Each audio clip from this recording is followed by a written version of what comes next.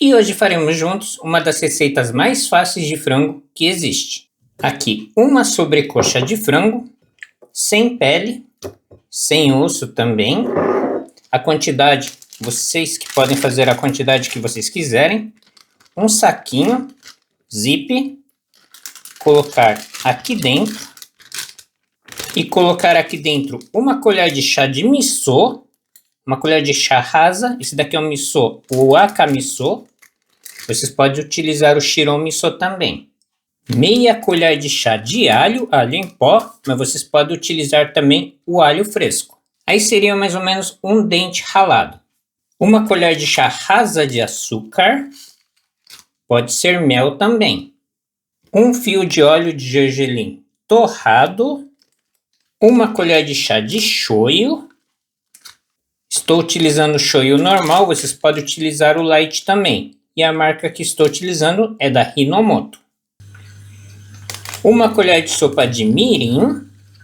Para quem não sabe, o mirim é um saquê culinário, você encontra em lojas orientais e supermercados grandes.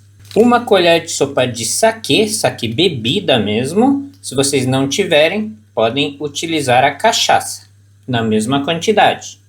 Agora, tirar um pouquinho só do ar, não totalmente, não precisa ser total. Fechar e misturar tudo muito bem. Podem ficar misturando por mais ou menos 2 minutos, até todo o tempero ficar homogêneo. Pegar tudo muito bem no frango. Podem ficar mexendo. Aqui tudo bem misturado. Verifiquem se está bem fechado. E vamos cozinhar. E aqui a nossa querida amada panela de arroz elétrica. Colocar aqui dentro. E agora adicionar água fervendo. Bem quente mesmo. Só até cobrir. Tampar. E ligar. E vamos deixar por 40 minutos cozinhando. E aqui depois dos 40 minutos, retirar o frango. Vocês podem notar que a água está limpinha.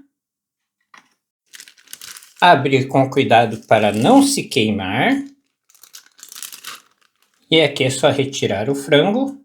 Vou colocar aqui nesse prato, junto com o molho. E vocês não sabem o cheiro bom que está esse prato. Uma carne macia, um caldo cheio de umami, cheio de sabor.